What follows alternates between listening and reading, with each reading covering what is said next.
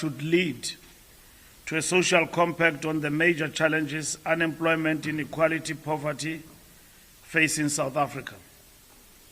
The ANC is not yet in a position to give details in relation to these discussions. We started yet in a position to give details in relation to these discussions. We started with exploratory discussions, and that led to firming up positions by political parties and us as well, firming up our position, which you know by now is government of national unity with different political parties. Agreements will be made public in the interest of transparency and accountability to the electorate. The ANC is humbled by the fact that the spirit of the engagement with all South Africa's political parties have been characterized by the common commitment to put the interest of the people first and to ensure that our country comes together to address the common challenges it faces. With regards to the selection process of premier candidates for the 6 provinces where the ANC has achieved an outright majority, as well as the 2 where we are a majority party, the interviews with the candidates have gone well. The national officials conducted interviews with ANC premier candidates on May 10, Wednesday to 12 June 2024. All interviews were observed by the chairperson of the ANC's Electoral Committee, Comrade Kharima Motlanthe, or a member of the committee nominated by him. The Electoral Committee commended the national officials for the integrity of the process and the leadership that they demonstrated throughout. The committee expressed appreciation for the rigorous, thorough and impartial approach by the national officials at a time when they were required to provide leadership in many other pressing national developments. The national officials posed a range of questions to the candidates covering ethical and capable leadership as set out through the eye of the needle and the 6 priorities in the ANC's 2024 election manifesto that are critical to speeding up transformation and improving the lives of the people. Our jobs plan, building our industries to include inclusive economy, tackling the high cost of living, investing in people, and defending democracy and advancing freedom. We also interviewed candidates on building a developmental state, building capable state, local government, etc. We also were impressed by the candidates that were interviewed and commended provinces for quality of their nominees. The ANC renewal process seeks to restore trust and confidence as leader of the National Democratic Revolution. At its last 2 national conferences, the ANC vowed to do more effectively to address society's challenges, conduct its affairs in line with its core values. The candidates that were announced today: Eastern Cape, Lubabalo, Oscar Mabuyane; Free State, Comrade Makwin Letsoa Matai; Gauteng, Comrade Hendrek Panyaza Lisufi; Limpopo, Comrade Poppy Constance Ramatuba; Mpumalanga, Comrade Mandla Ndlovu; Northwest, Comrade Kagiso Lazarus Mukhosi; Northern Cape, Comrade Zamani Sau. The ANC national officials believe that the above comrades are equal to the challenges of our struggle for a better life for all, that are difficult and diverse and require honest, capable and dedicated leaders. As we have done since the formation of our movement more than 112 years ago, the ANC will put the interest and the well-being of South Africans first. We have engaged, like we said, with a number of political parties, and we have reached a breakthrough on the common agreement that we need to work together.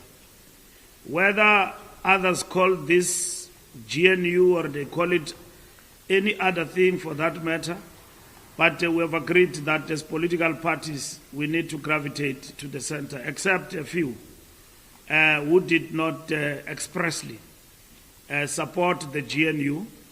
And we are not going to retreat on the concept of the GNU because we believe that the government of national unity to us represent the outcome of the elections. We did not get outright majority. We are a 40% party. We have been supported and voted by 6 million people who want us to continue with the transformational agenda to changing the lives of the people for the better. We are in no position to govern this country alone. We need to work with others. Where we are not in charge, like in KwaZulu-Natal, we leave it to those who are above us to provide leadership and be mature to invite us, if it is possible, to actually participate. Where we lead, like in Gauteng and Northern Cape, we have provided that leadership.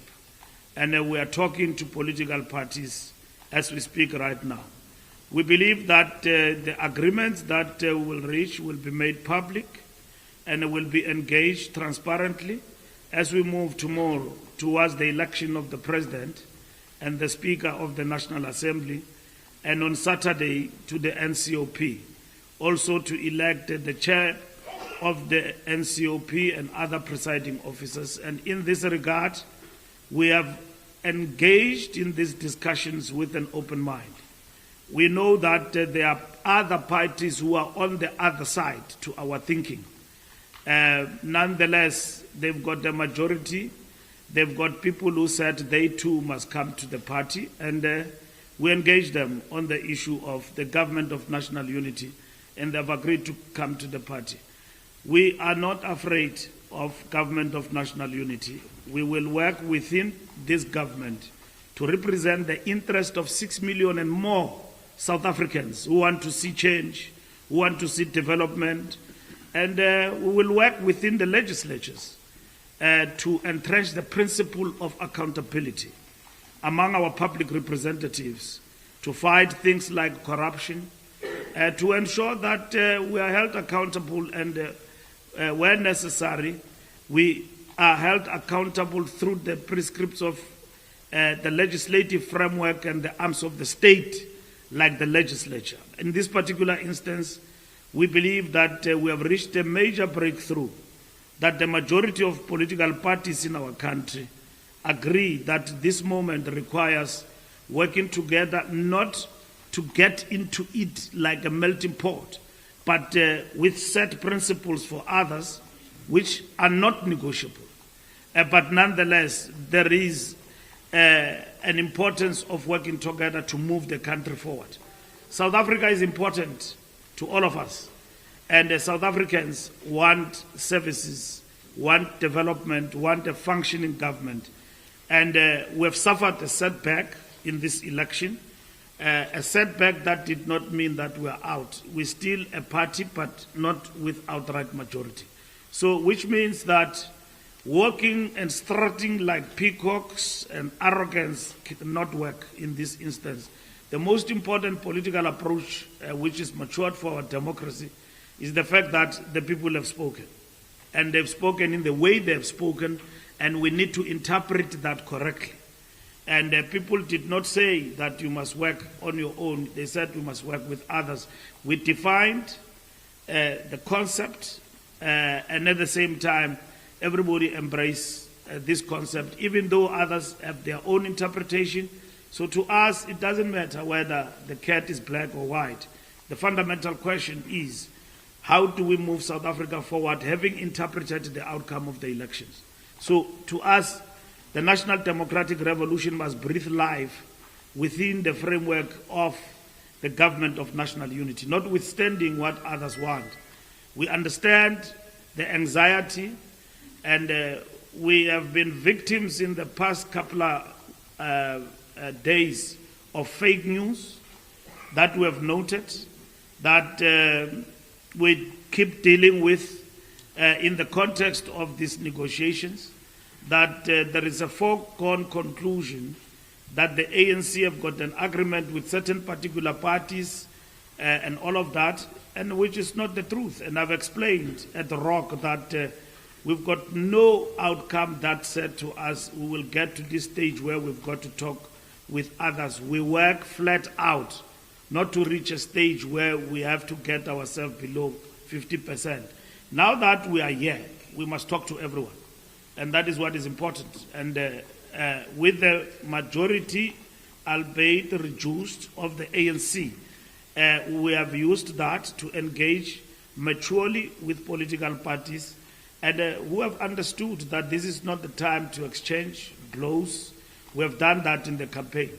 The people have spoken to vilify and talk bad about other people politically is not important. The ANC want a share of its manifesto implemented, like others. 1%, 2%, 3 seats, 4 seats, they too have been elected by the people of South Africa. So we have opened ourselves up and invited everybody to participate. Beyond that, we need to engage in a national dialogue, and that is what is important. The ANC itself as an organization and as a party, it's time to pause and reflect on this moment, and that political reflection is going to continue as we engage among ourselves, also with our allies, about this moment and what it represents and what we need to do to recover from it going forward. Thank you very much. Thank you very much, SG. I will take questions, and please identify yourself from the media house you're representing. Over to you, my sister. SG, if I understand you correctly, you say at this moment you can't give us the names of any political parties because there's no agreement. But tomorrow Parliament is sitting and there has to be voting for the Speaker and the President. How is that going to be done if we don't know which parties the ANC is going to work with? Are you not then concerned about the voting that is supposed to happen tomorrow? We have met with all 17 political parties in the country, and they agree with the ANC. They've also raised their views in terms of what needs to happen in terms of the way forward. And we hope that we'll work with many of them in the election of the President and the Speaker. I'm not in a position at the present moment to deal with the details, as that is a matter that is still in the discussion. And once that it is actually concluded, which is really a detailed, fundamentally the most important point for us is foundational principles, which the discussions have not been characterized by transactional engagement, where people come to the table and demand this and that. They understand the moment require us to move forward faster, and then all other ingredients of the government of national unity will be defined in a strategic framework that we are working on as we speak. And we are working against time because we thought Parliament will sit later, but we are sitting tomorrow, we are there. So we've been working every day over time, and that's what is important. Thank you very much. SABC? Mr. Mbalela, you said that you can't make the details of the framework public, but as much as you tell us in due time if you're going to be public or not, will the GNU be binding, legally binding, perhaps?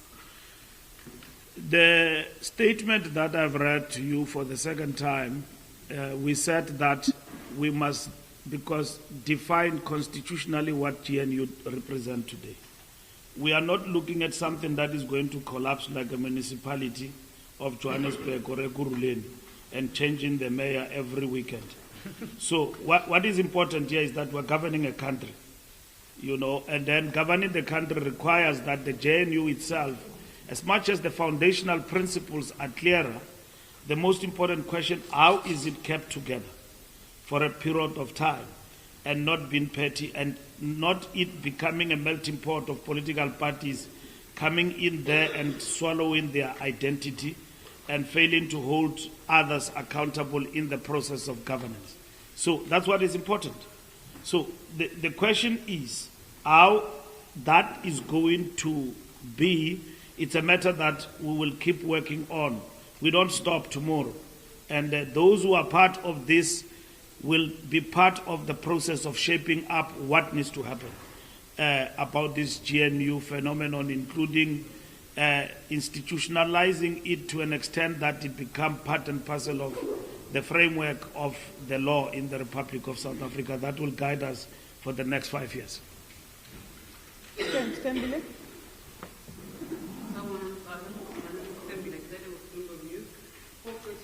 Which parties have formally indicated that they accept the invitation to join the GNU? That's the first one.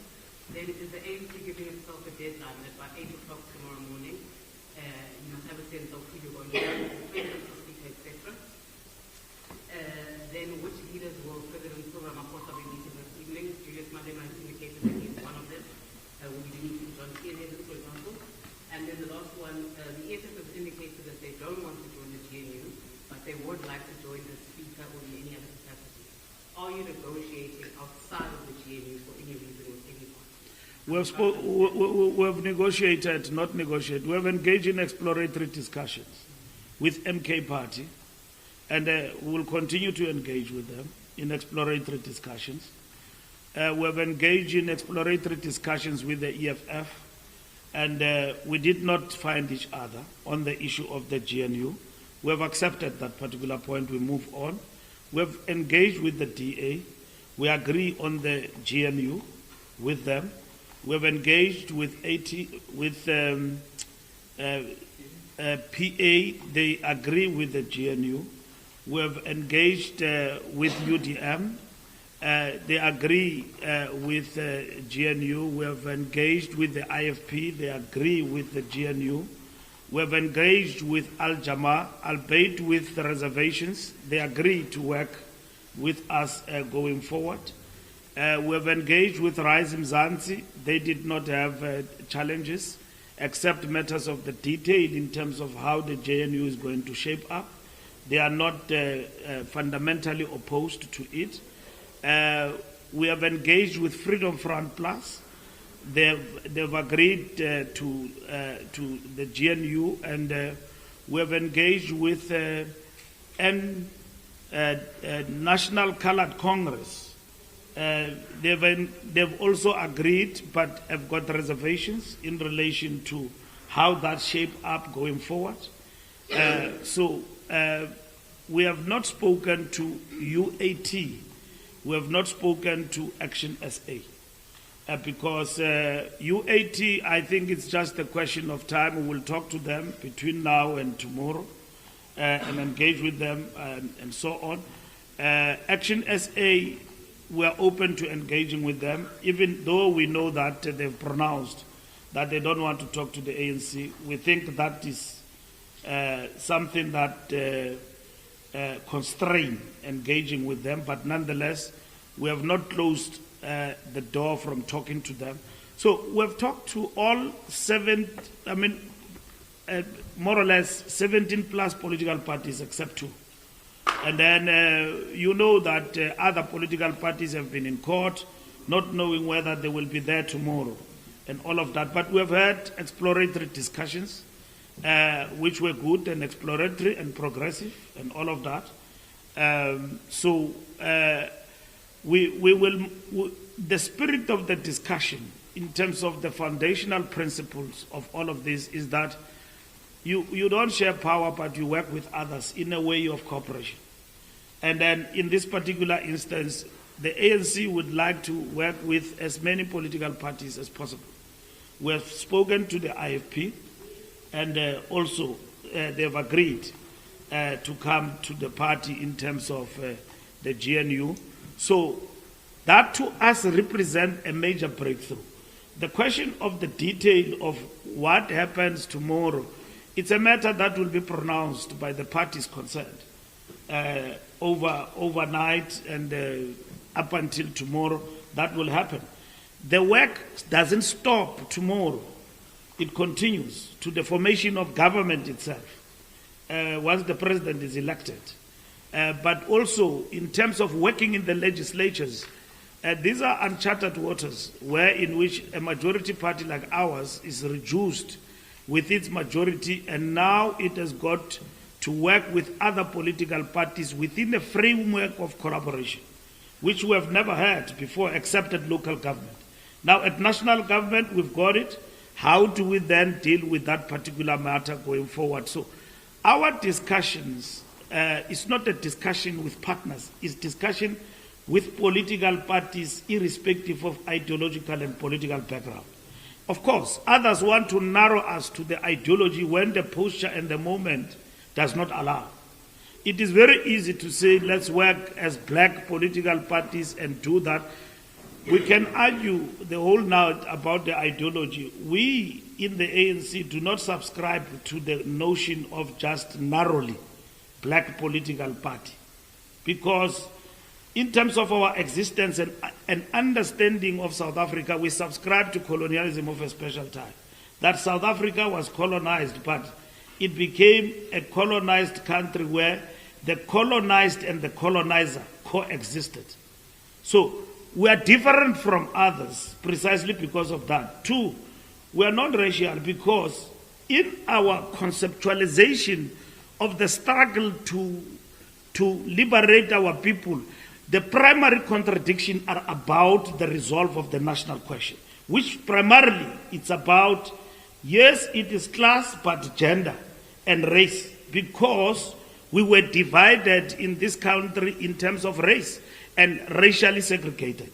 So the question of resolving the national question primarily is what informed the ANC and how we approach the South Africa's situation and struggle and liberation for the people of South Africa. So we are not just a party that exists without ideology and just grab everything else that passes by, and we don't understand ourselves and where we come from. The notion of blackness arises in the context of others, where in which it is not clearly defined from the point of view of ideology. What are we talking about? And working in cooperation, it doesn't mean that tomorrow you become that party or that party becomes you. It means here is the moment. You have lost power, and in losing that power, you need to work with others to achieve the result. But it doesn't mean that you are going to die. We have never died in 1994 with 62%. We'll never die with 40%. 6 million people want us to live, and we are going to live. Living means pursuing the national democratic revolution. And that is what is fundamental to us in terms of our policies, in terms of our manifesto, and that is it. We are not going to pursue a manifesto of another party or be forced to become another party and all of that. Neither will those parties accept to be. Yeah, we are talking to people who wanted us to be below 50%, and they've achieved that particular result, including those who characterize themselves as left. They wanted us to be in this moment. Now they want to lock us into a prison because that's what they wanted to achieve. We're not going there, to that prison. Whether you can call it Paulsmo and all of that, it will remain empty without us. We are standing on the side of things where in which we say, let's work together. And that is what is fundamental to us. And this working together is not transactional. It's not about, I want this post and that post, I want this position and that position. The question is, how do we work together with this result to serve the people of South Africa better? This is what the people wanted. We didn't want it. And then we interpret what the people want correctly in order to serve the people of South Africa. And that is why we say, in the foundational principles, one of the important and imperative that we need to subscribe to is constitutionalism, the rule of law. And at the same time, we need to subscribe to non-sexism and non-racialism. You know, the binding principles that arise out of our constitution. And that is what is important. And then we work for South Africans. Everybody who subscribes to the notion that we are for South Africa first. This is where we are. And then let's go and move forward and work together as a nation and as different political parties. It doesn't mean that we are going to agree in this parliament and it's going to be nice in the next 20 days and so and all of that, or in this government and all of that, but we are going to move South Africa forward in a particular strategic framework to get things to happen. New York Times? Hi, SG, John Lee Hall from the New York Times. Just two questions. Have you all, I know you said that the agreement still needs to be, formalized and there's still things that need to be figured out, but have you all garnered enough support to get President Ramaphosa re-elected tomorrow? And the second question, when do you anticipate that the full details of the GNU will be set in stone and see, will that happen tomorrow, or do you think that's going to be a longer-term thing as Parliament? We will deal with that matter tomorrow. The strategic framework will be made available once it is agreed and will be signed by political parties that agree to it. And it will be a document that will be engaged by everybody. And then we'll take it from there. The question of tomorrow is not about whether the president gets elected or not. We need to get the country and move the country forward. And tomorrow is the beginning of that. And that's what is important. But like I said, tomorrow is an important beginning in the post-elections period. And we have subscribed to the notion that we can work together. And working together means that there's a whole lot of things that we still need to work on in these uncharted waters in relation to how we're going to behave, work together, safeguard the interests of our constituencies and our people going forward. And that's what is important for us. Thank you very much. And I go right at the back, and then I'll come. This will be the last round. Right at the back, please identify yourself, my brother.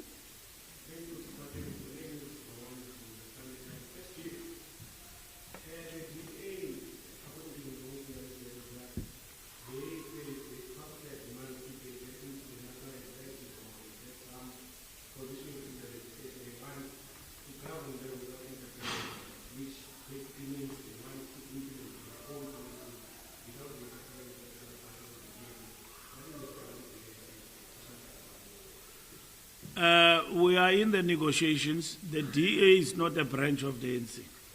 They've got the right to think for themselves. They've got the right to put issues on the table. We engage. And so stop, disabuse yourselves about thinking what the DA thinks is ANC and what ANC thinks is DA. If I say this today and then the DA disagrees with me, and the ANC, doesn't mean that the DA have ceased to be DA. And that is what is important. So the ANC engages with everybody with decency, maturity, and the most important thing to safeguard who we are and what we represent. And briefly what I talk about here, which is the National Democratic Revolution. It's a long thing to explain in a press conference. It will need a workshop and a lecture advert for you to understand who we are and what we stand for. So I'm just dealing with the synopsis of it. And all what I'm explaining here is that we are involved in a discussion and there is nobody who has come to us with demands. There are people who say, okay, this is what we think. And then we negotiate. That's the nature of negotiations. That's the nature of engagement. And if somebody says, no, to find each other, we think we must move in this direction, that's it. And it doesn't mean that that political party, when you find each other, you have now disappeared, you have killed your identities. That's not what it means. There is this hurried thought which is selling like petrol, not even petrol, paraffin, that the ANC has got a deal with the DA and is about to be swallowed. How do you get swallowed with 6 million people? And if the DA were to get some of these things that it wants, it means the ANC will be dead. We have been pushed back, but we are not out. So we are in no position to abandon everything else of what we believe in with 6 million people who have voted for us. Our people every day and our membership, which is fragile at the present moment because we are below 50, has been pushed back, and it is said to them every day that the ANC is going. It is not. Because 6 million people said it's not time for us to go. So we'll move from that 6 million to come back. And that's it. Very much. Newsroom. Thank you very much. It's Zianda Moko from Newsroom Africa. Just one from a briefing with Julius Malema, where he's been saying that this, has not been transactional, but he basically said that if we don't reinstate Bulelo Dula as the finance minister, it would mean whatever was discussed with the president is off the table. My question goes back to is twofold. The first is the ANC's reflection of how these discussions, these broad-true conversations, however you frame it, have actually had possible permutations at a provincial and a local government level. But again, the question that my colleague at Bloomberg asked, who's the president meeting with tonight? Because Julius Malema said that he's meeting with the president. Does this also include the DA's John Steenhuisen? The president has met with Julius Malema in Johannesburg yesterday. He has met with John Steenhuisen. He's meeting with the leader of the IFP. He will meet with others that he will meet with if they deem it fit that they want to see the president. And that is what is important. We've got a negotiating team led by the Secretary General. We have met all political parties. We are not closing the door to anybody. What is discussed between closed doors, between leaders, is not a matter sometimes of public consumption, because you've got to respect each other. Those are the parameters. Because if you talk to somebody and then you then say, even before you reach an agreement, and then address the media and say, if the following do not happen, I'm not coming, uneasy. So what are you trying to say? So who said that you will be engaged? We are negotiating. We are engaging with everybody, but not with the cap in the hand. There's nothing we beg from the EFF anywhere in the country. And we are engaging with them with decency. And if they treat us like as if we don't exist and we are addressed like that, we don't think that's the way for political parties to speak to each other. The ANC speaks even to a party with one man seat, because the moment you start to play big and become arrogant, that's not the nature of democracy and leadership. We might have talked things during the campaign and engaged, crisscross the country, criticize each other. The country has now spoken. Interpret that moment and decide. We have done that. This is not the time to be telling somebody whether he's relevant or irrelevant. The question is that the people have spoken and they've said, we don't give you an outright majority. So what do you do about it? The ANC must go all out here, throwing tantrums against EFF and everybody else. The moment require us to sit around the table and talk. If the discussions are going to be deadlocked by transactional issues that happened at local government level, it's a choice of a political party that it makes, and I can't pronounce on that. I'm neither a spokesperson of the EFF or its fan. Eyewitness News. Mr. Malula, the ANC in the past has always had a posture, at least for local governments, that the party with the most votes has to be the one to form the government. Even with the ANC right now, with 40% is leading the GNU talks. So I just want to know that how does this align with the actions of the ANC in KZN, where it is forming a coalition that excludes the party with the most votes in KZN being onto the MP party? We have not excluded any party. It is upon the party that leads in KZN to interpret the moment. So that party, when it was supposed to interpret the moment and the responsibility that the people of KZN has given to it, it went to the Constitutional Court. And then we've been waiting for them. So the Constitutional Court pronounced yesterday. The ANC didn't win power. The ANC talks to everybody. So if people invite us to come to the GNU or Provincial Government of National Unity in KZN, we've been there before. And then we give our structures in the context of our framework, the mandate to respond to that situation in the manner in which they could. And we have not won power. If we won power in KZN, we would have spoken to everybody. Without outright majority, we would have spoken to everybody. Nationally, we didn't win power outrightly. We went to our NEC and decided and asked a strategic question. Like Lenin will ask, what is to be done? And then we answered, Government of National Unity. We went and we talked to everybody about it. Here is our position. Our president pronounced publicly in the presence of the NEC at its conclusion that we are moving with Government of National Unity, transparent and openly. Having engaged the whole day, because some of you reported that we are going to kill each other in that meeting. And that, you see, our meeting here did not even last for hours. It's gone. But there are people who are going to come and tell you that, and about 4 people, 5 people spoke in this meeting. But we are going to have 10 people who will have interpreted things we never know about out of this meeting. Now, the ANC have engaged with everyone. And we've got no responsibility in KZN to form government.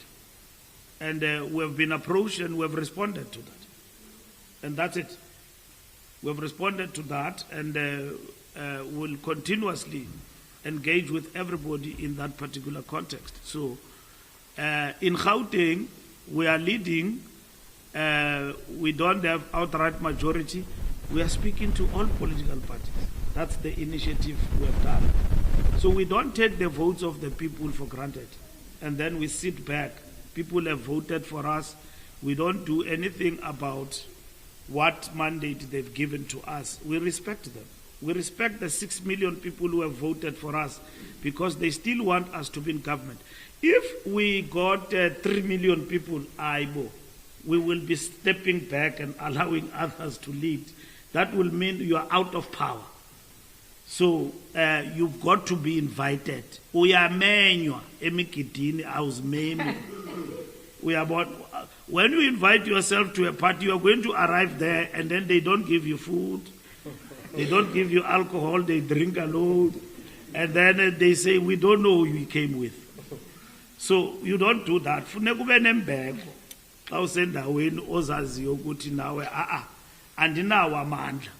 So even political parties with 1 seat, 2 seats have respected themselves in the process. They are not transactional. They are engaging. They talk about their interest and all of that. The ANC has got to respect that. That's democracy. We fought for that democracy. Painful as it is for us today that we are below 50%, but it's a democracy. That's what we fought for here in this country. That is so vibrant, bloodless, that you don't have protests, people crying and saying that we are robbed everywhere else in the country, accepting the results, and the majority party and the ruling party accepting the outcome and not doing shenanigans that are not clearly defined. That tells you that we are leading a solid country, and that is South Africa. And you should be proud as a South African today to be in South Africa after the elections. There is still the state. The police are there. The army is still there. There is a president who is waiting to be inaugurated, whom we don't know whether he will be confirmed tomorrow. That's the democracy. It's at play. So you've got to understand it in that way. You know, it took many countries a long time to be where we are. It took us a very short space of time because the foundation was strong. And what was that foundation? It's our constitution. Our people were queuing, they had challenges and all of that and so on. Some did not even vote and all of that. And they were very impatient in the queues and they left and so on. But who else has ever come out in this country and said, I think these elections are not free and fair? Except one party that I don't want to talk about. And it went to court and that's it. So the fact of the matter is that it's a democracy. We have accepted. Our results came out quicker as agreed. Sunday, the results will be certified, will be pronounced. We're all at the results center. We are done with elections now. And that's where we are. The last hand will be yourself, my sister, right there at the back.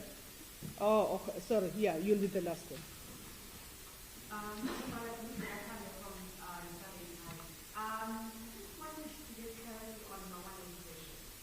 Because it's not limited to the DA, this question around the single community.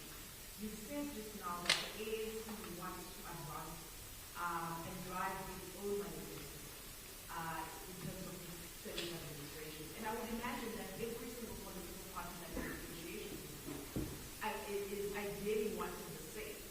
So have you discussed as the ANC, or are you going to be able to take political parties that are saying to you that these particular departments that they will be running, they will drive their own policy? Because as much as we want to equate this moment to 94, it is not. It is definitely not 94. We are not equating it in any way. We have characterized it properly. We said it's a moment with a different outcome that require us to respond to it. And that is why when we characterized it, we didn't arrive at a single solution that fits all.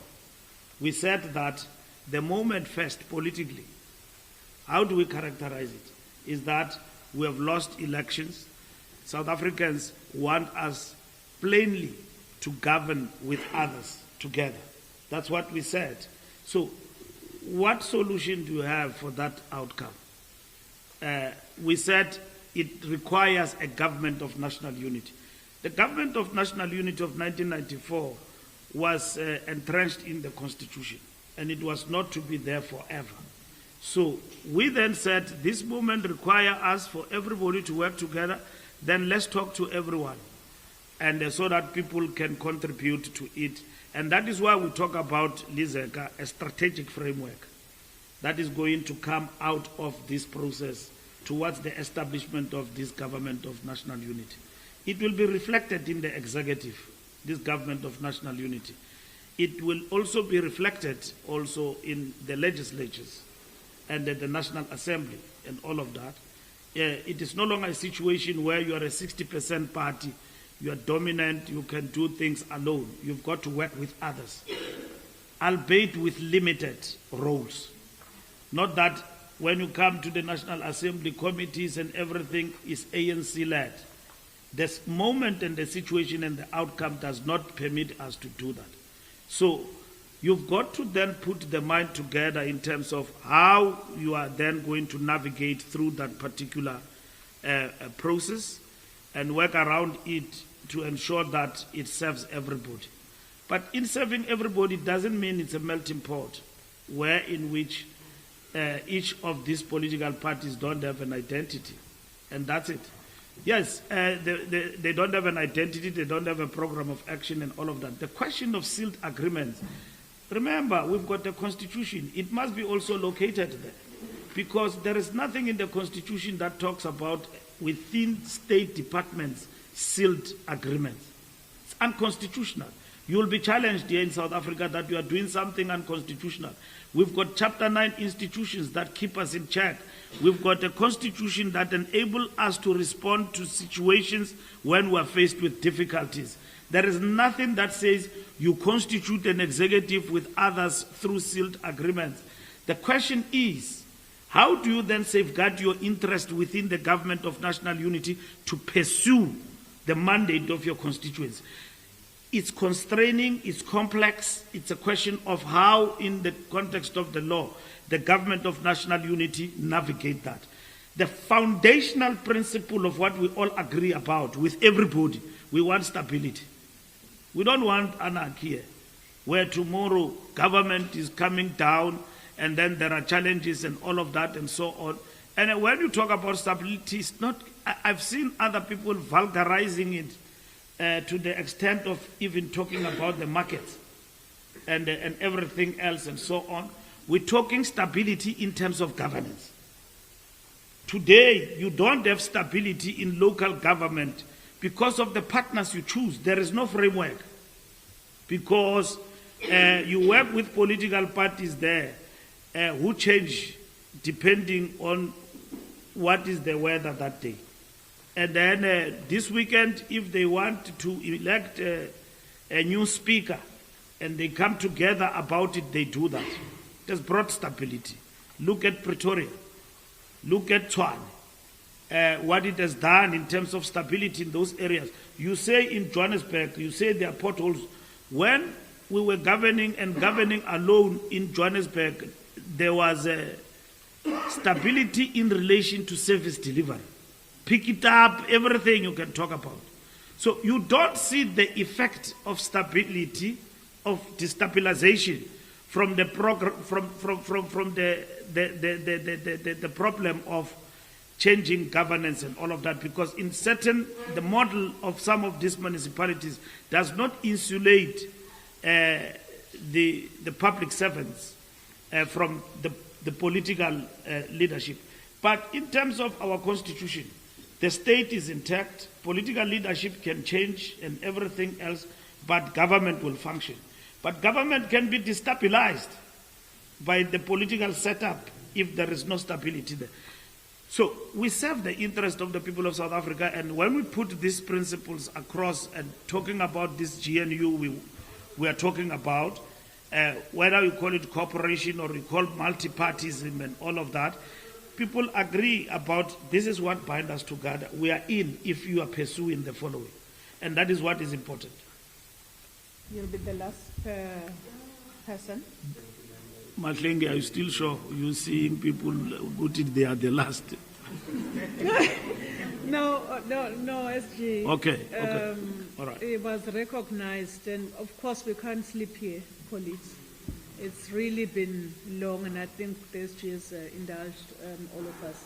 You'll be the last person.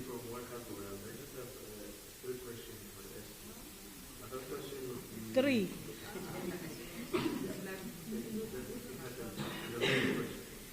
Were you surprised by the election results and the loss of support for the ANC? In the future of the GNU is going to be dominated by the ANC, the most conservative parties such as the DA and the RP, which sort of have links with the history of the apartheid era and violence.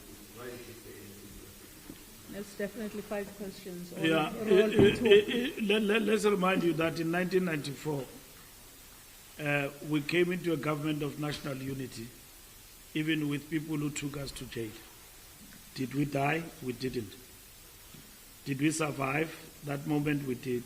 Did we deliver for our people? We did. Right? So this moment itself is not like we're going into something or conceptualize something that defines the death of the ANC. So what it means is that you didn't win elections, and how do you respond to this particular moment? And that's it. And for anyone to change the constitution requires 2/3 majority. And the foundation, which is our constitution, all the important things that we wanted to achieve are entrenched in the constitution, also in terms of the Bill of Rights. So they are not going to be changed because that's not the mandate of these political parties. None of these political parties have got the mandate to change the constitution which we adopted in 1996, which guarantees the rights. Let's say, for instance, there is a party that would have come into this JNU with ultra-conservative ideas, backwardness, tribalism, and all of that. They will not be able to amend the constitution. To do that, they must get 2/3 majority. So we are safeguarded and defended by the constitution. That's the first thing you must understand. This notion that when you talk to a political party that you are opposed to diametrically and ideologically, you are actually showing signs of being swallowed by the enemy or your opponent. It's incorrect. Let's argue in political terms what is enemy for the ANC. Because there is overlapping between what you characterize as the enemy and to your strategic opponent. Will I say the person who sits opposite to me in the benches, yeah, the DA, the EFF, and everybody else, are they enemies? No, they are strategic opponents. I know my enemy. My enemy, as much as it's not clearly defined like before 1994, the enemy was apartheid machinery. Let's render it unworkable and fight it. Today, the enemy is more sophisticated in terms of what it comes to represent against the ANC and the ideals of the African National Congress. Will the ANC abandon its ideas in terms of its foreign policy and the ANC in terms of what it stands for? Let's say for the people of Palestine, the people of Western Sahara and everywhere else, Cuba and everywhere. We're not going to change that. Will the DA change from what it represents? It will not change. Why do you mislead South Africa into an ideological, I don't know, highway of sort, that if you talk to this one, we are gone? I see cheap politicking even on social media, that you can imagine this. Now, people think of things like, if you imagine this, it means the ANC is gone. That is misleading, populist, and at the same time seeking to hijack